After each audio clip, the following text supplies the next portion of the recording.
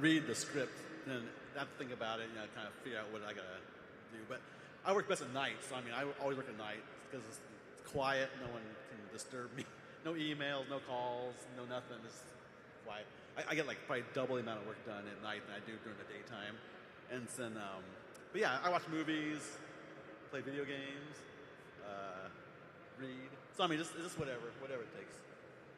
What about you, Jim? When I was drawing, I used to have a TV here and watch a lot of movies while I was working.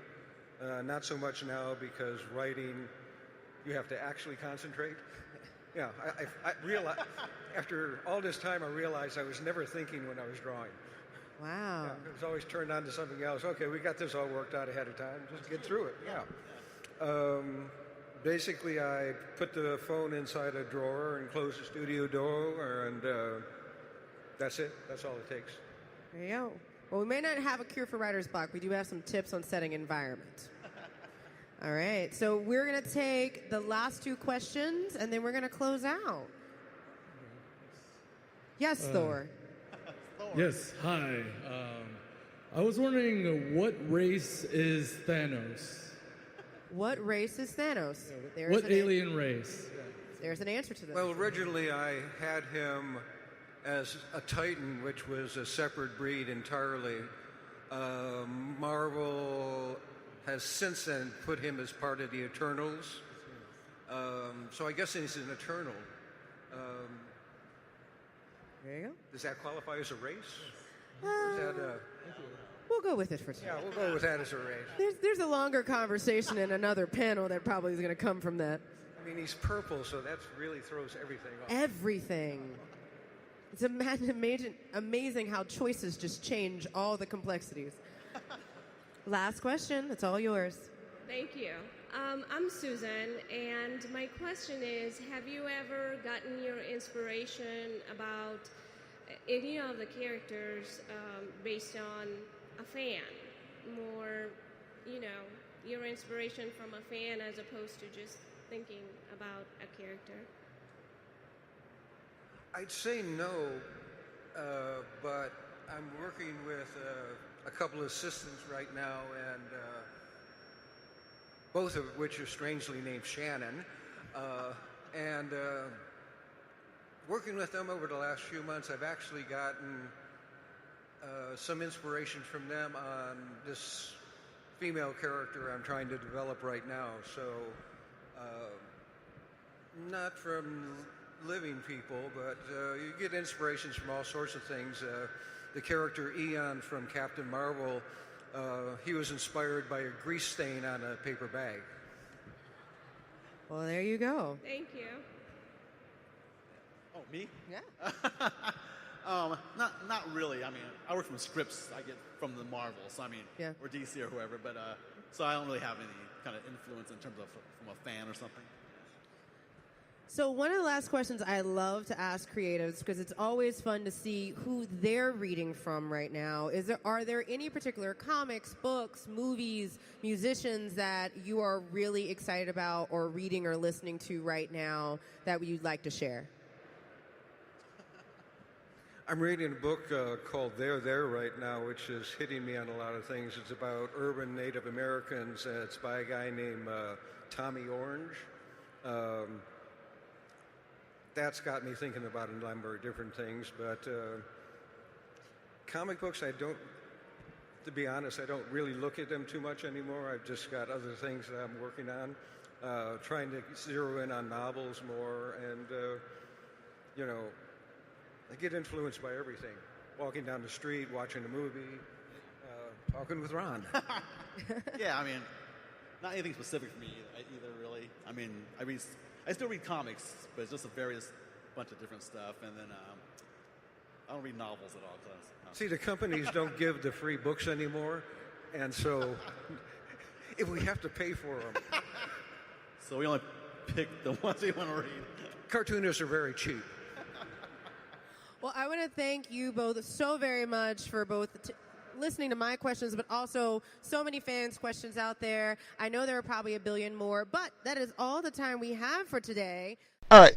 I walked away before the Q&A because I wanted to go over check out the R2-D2 panel. Right. Overall, I thought this was a good panel. I enjoyed this. It was a good panel, and basically the question that everyone had on their mind that was answered is, how did Thanos came to be? And it was said only that backstory. That the backstory. I liked it. It was his psychology class that came up with, the ultimate answer is there an overall being that controls people's destiny or how things go? And he said when he was in psychology class, he came up with a character that was omnipotent, but yet supposedly after he got everything he wanted, kind of figured out that just because you get everything you want doesn't mean you're entirely happy. That's true. And I actually really liked how they were joking around about how the Thanos' character, the actual in universe kept growing and growing in size, which led to the moon in the movie. I liked that. Yeah. It was really, really cool. If you noticed towards in the end of Infinity War, when Thanos had that snap, which was and people were so disappearing, crazy. You noticed that his mood and his attitude changed because he noticed that after he made that snap and the action was done, he felt some sort of remorse for doing it. So, despite the last shot of the film showing him smiling on a farm, right? But so true, so true. He had remorse in there, so. We'll see what the next Avenger movies brings, and that'll be next. We'll definitely break that down in 2019. Yeah, so we'll take it from there. So, I don't remember. God, were you with the panel? I don't remember. I think you were walking around during this panel. Were you with this one? Yeah, I was at that panel. What did you think of this one? I liked it. I thought we left for the Q&A, so that's why I was wondering. I liked it, but yeah, I wasn't gonna get up there for the Q&A because that's fine. About 40 people ran for it as soon as they.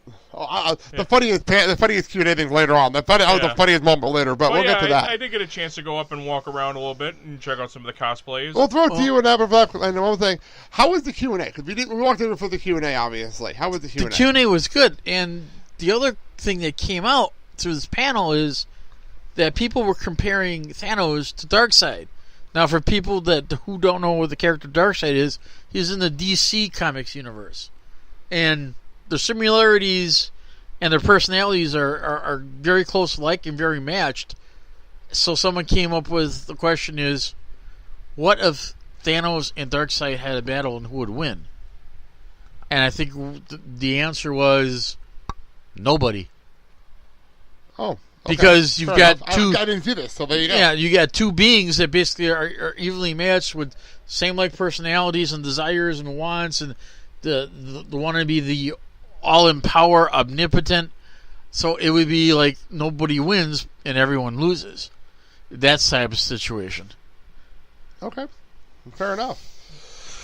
All right, so then we were walking around the panel. Before I go to something I had in my notes, where did you go off to, Kyle? What were you doing? I was looking at some of the booths, checking out some of the wares there. Some of the highlights were a giant plush Ecto 1. That's cool. That's always cool. Yeah. The family video booth where they had a bunch of Blu-rays and DVDs for sale, and they had a free box of free stuff, which is basically promotional stuff that studios send them that they had to get rid of. That's cool. I got CJ a nice little T-shirt for Lego Batman 3. That's cool. Yeah. I picked up a Tron Funko Pop from one of the stands there. How much was that? $5. Not bad at all. Yeah. And along with some of the stuff there, they had like a lot of these collector's figures and all that. They have for like $15 or so. A little costume prop of the Green Hornet's gas gun from the Seth Rogen film. I got to check out some of the cosplay in there. Their favorite were all the people rocking the Deadpool outfits. Yes, I want to go through the pictures of the cosplay I have on my phone. We'll go through all that in a few minutes. The female Captain Planet, who quite honestly was hot. Did you happen to notice the big giant TARDIS? Yes. Yeah, we'll get to everything, all the cosplay stuff. Okay. I finally got to achieve one of my dreams, to get my picture taken in front of the TARDIS. But yes, that's a big deal. I have to put out something that I guess you would say bizarre. Okay, tell the story for Friday. Tell that story. Yeah, so that struck me As Tell the story. wow, best way I can describe it is Just like tell the story like you wow, told us. weird. I had to go into the bathroom, so I walk in. This is Friday, by the way, Okay, between Friday. the wrestling channels, just to set it up. Okay. I walk into the men's bathroom because there's a sign that says men's. I go into the stall, and the stall to the right of me, I see black ballet slippers and black tights. And I'm figuring maybe it's someone that's going to do some ballet or some sort of costume, like Or whatever, yeah. you know, like a medieval type of character. Right. There's a lot of choices Right. there. So the person gets out first, and then they're washing hands, and I get out, and then I had to do a double take because the person in the stall to the right of me was wearing the original Star Trek crew uniform that belonged to Lieutenant Uhura. So if you can picture the outfit, it's a red kind of short skirt with the emblems on and the collar.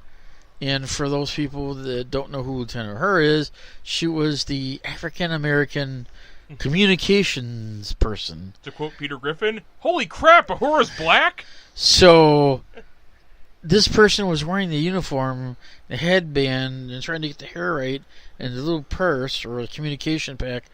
But this guy was a white guy. That's funny.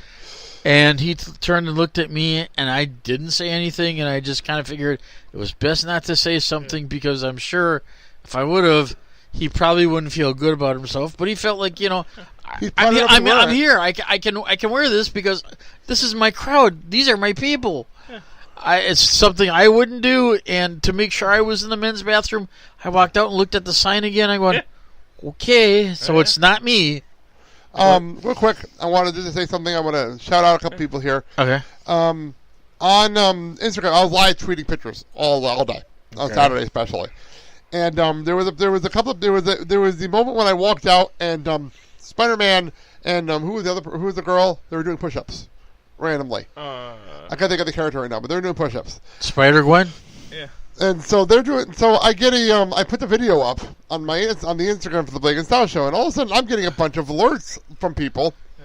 I want to shout out to @FX_Demon and @comic_community_spider, which were those two that commented on the video and the pictures on the Blake and Style Show Instagram. Wait, so there you go. Was he the one doing the push-ups? Yes. Really? Yes. And if you, by the way, go to @FXDemon, there are some hilarious pictures of Deadpool and Spider-Man in costumes reenacting like memes and art projects. It's absolutely fucking hysterical. I gotta give him credit for doing the modified push-ups where you push up and you clap your hands together. Yeah. Especially in the costume. Oh, because the gloves are kind of slippery. Oh, and there was a nice thing in the TARDIS there. I wasn't able to actually take a picture of myself coming out of it because they had a bunch of cardboard boxes in there. Yeah. But I did open it up to see that it was a replica TARDIS that was that had some signatures from some of the Doctor Who cast throughout the years. That's and good. The one that I saw was from Sarah Sutton, who played Nyssa throughout the 4th and the 5th Doctors. Well, there you go. Very cool. Very, very cool. And just because they had some more cosplay that I liked, they had a very nice-looking Psylocke. They had a girl and her boyfriend there. The girl was dressed up as 1940s Cap when he went off to save Bucky in the first Avenger, complete with the original shield, the original costume prop shield, and her boyfriend was dressed up as Bucky. Fair enough. Bucky. See what else? We found an entire family dressed up as the Odin sons. Yes, I have that picture somewhere on the Blake and Style Show page.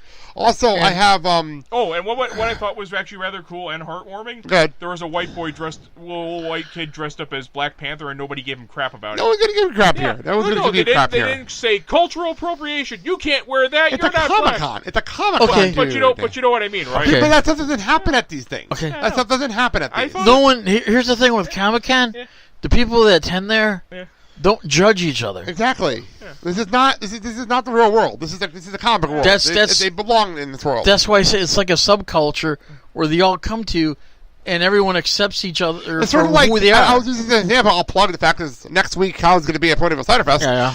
And your world, no one judges anyone there. Yeah. It's the same thing. Same thing. So, by the way, I wanted to throw it out to another cosplayer that won me. Was the girl dressed as the Infinity Gauntlet? just as the gauntlet. That was one of my personal favorites of the day. And the guy